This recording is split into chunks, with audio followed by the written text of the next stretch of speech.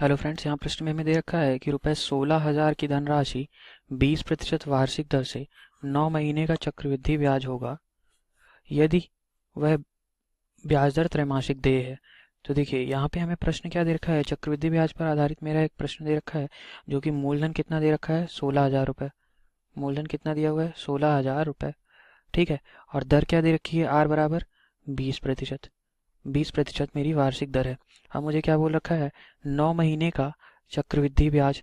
कितने महीने, समय कितना दे रखा है बताइए, 9 महीने। ठीक है, का समय दे रखा है। और ये बोल रखा है कि ब्याज दर जो हो वो त्रैमासिक हो, है ना। यानी कि ब्याज दर ये जो है, ये अगर ये मुझे वार्षिक दे रखी है, मुझे ब्याज दर क्या करना है, त्रैमासिक करना है। यानी कि मैं बोल सकता हूँ कि R1 बराबर क्या आ जाएगा, 20/4। क्योंकि वार्षिक है, यानी कि एक साल में कितने, एक वर्ष में कितने महीने हो रहे हैं, 12 महीने। ठीक है, त्रैमासिक चाहिए यानी 4 महीने त्रैमासिक होगा। ठीक है, तो ये कितना लिख सकते हैं, 20/4 यानी कि 5% मेरी ब्याज दर हो गई। और अगर मैं आपको समय कहूँ तो देखिए 9 महीने लिखा हुआ है, 9 महीने। तो इसको मैं क्या लिख सकता हूँ, 9/12 गुणे 4। ठीक है, क्योंकि एक वर्ष में 12 महीने होते हैं, तो ये वर्ष आ गया। और एक एक वर्ष में 4 त्रैमासिक होते हैं, 4 तिमाही होती हैं, तो मैंने 4 से गुणा कर दिया। तो ये कितना आ गया मुझे, 3। यानी कि टी बराबर कितना आ गया, 3। अब मुझे ये बताइए, अगर मुझे दर यहाँ पे क्या लिखा हुआ है कि 5% आ गया है, तो इसको मैं और क्या लिख सकता हूँ, 5% को 5/100, या फिर मैं 1/20 लिख लूँ। तो अगर मैं आपसे ये कहता हूँ कि ये जो 1 है, ये मुझे क्या बता रहा है, ब्याज बता रहा है, और 20 मेरा क्या होगा, मूलधन होगा, है ना। तो मैं कह सकता हूँ, देखिए 20 मेरा ये क्या हो जाएगा, मूलधन यानी कि पी हो जाएगा। और ए क्या हो, एक क्या हो जाएगा, मेरा ब्याज हो जाएगा, है ना। ब्याज क्या होता है, अगर मैं वार्षिक दर की बात करूं तो ये किस पे लगता है, मूलधन पे।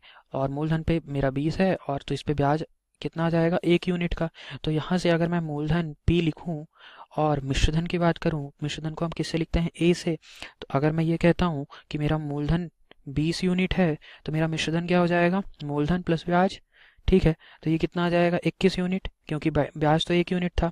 तो देखिए इस तरीके से ये कितने त्रैमासिक हो रही है, समय मेरा कितना है, 3 त्रैमासिक। एक त्रैमासिक के लिए कितना आ गया, मूलधन मेरा 20 है, और मेरा मिश्रधन कितना हो जाएगा, 21। ऐसे ही 2 त्रैमासिक के लिए और होगा। ठीक है, सेम चीज होगी, 20 मेरा मूलधन रहेगा और 21 मेरा मिश्रधन हो जाएगा। अब ये बताइए, अगर मैं इसको गुणा कर दूं तो मुझे 3 त्रैमासिक के लिए मिल जाएगा। तो 20 × 20 × 20 किया मैंने, तो ये कितना आ गया, 8,000। और ये कितना आ जाएगा बताइए, 21 × 21 × 21, तो ये आ जाएगा 9,261। ठीक है, अब मुझे ये बता दीजिए कि इन दोनों के बीच का क्या अंतर मैं निकाल सकता हूँ, बिल्कुल निकाल सकता हूँ। तो देखिए इन दोनों के बीच का अंतर क्या आ जाएगा, 1,261 रुपये। 1,261 रुपये या 1,261 यूनिट। तो अब मुझे ये बताइए, मुझे प्रश्न में क्या दे रखा था कि मूलधन हमारा कितना था, 16,000, और मेरा मूलधन कितना आया है, 8,000।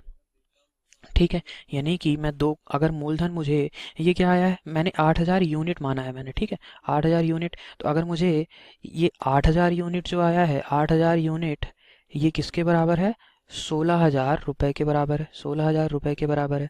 ठीक है, तो 1 यूनिट कितना आ जाएगा, 1 यूनिट 16,000/8,000। ठीक है, यानी कि 2 रुपए के बराबर, 2 रुपए के बराबर 1 यूनिट हो गया। तो अब मुझे बताइए कि मुझे ब्याज कितना दिया हुआ है, 1,261 यूनिट आ गया। 1,261 यूनिट मेरा ब्याज आ गया।